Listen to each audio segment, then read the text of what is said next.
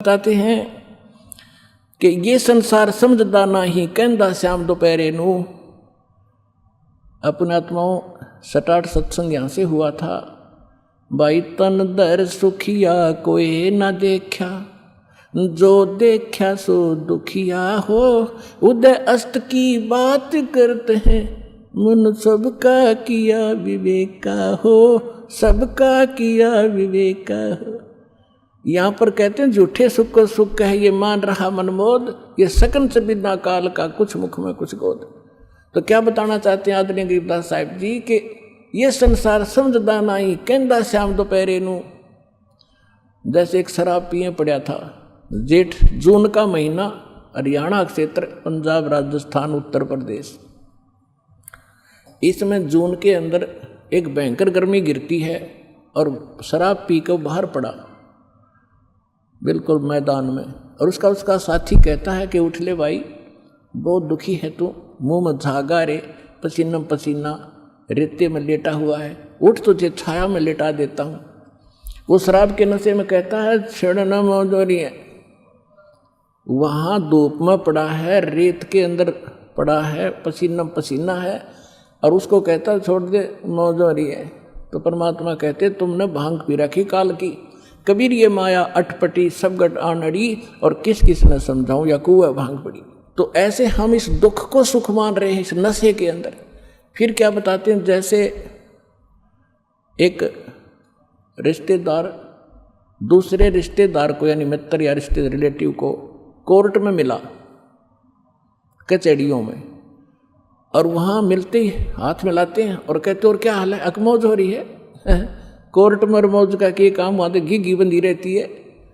Court में भी मौज है, वहाँ गए हैं व्यक्ति को 2 मिनट में चिंता रहती है, वकील नहीं आया, गवाह नहीं आया, फलाना नहीं आया, और फिर और क्या हाल है, ठीक ठाक मौज है। कोर्ट में जाने वाले व्यक्ति को भी मौज है। फिर हॉस्पिटल में गया, किसी का कोई बच्चा बीमार था, मित्र आए वहाँ मिलने के लिए। अब उससे पूछते हैं और ठीक है, अपना लड़का तो बीमार है, बाकी मौज हो रही है, लड़का मरने को हो रहा है, बाकी ठीक ठाक है।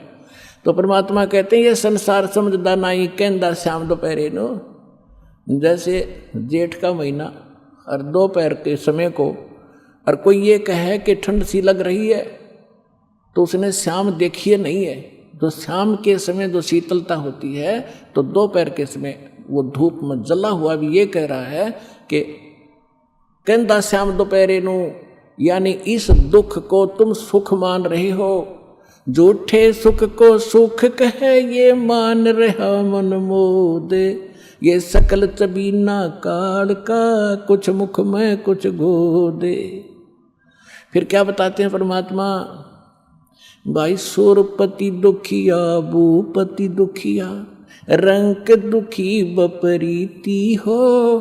कह कबीर और सब दुखिया, एक संत सुखी मन जीती हो, संत सुखी मन जीती हो।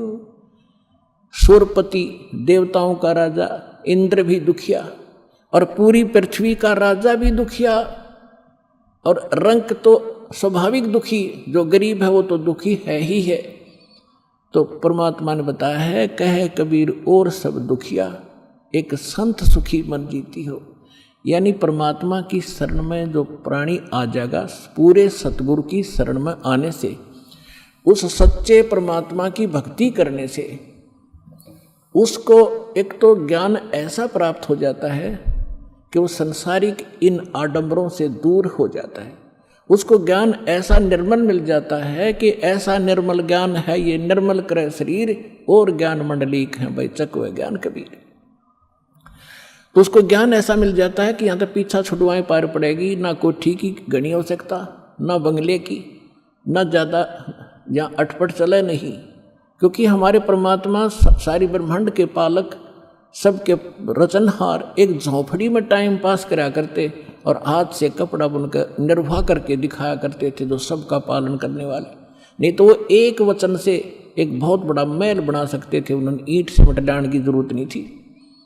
वो हमें ये बताना चाहते थे, इस गंदे लोक से निकलना चाहते हो तो यहाँ की बकवाद छोड़नी पड़ेगी, केवल यहाँ से जन्म और मृत्यु का छुटकारा चाहिए आपको, तो ये भक्ति कर लीजिए।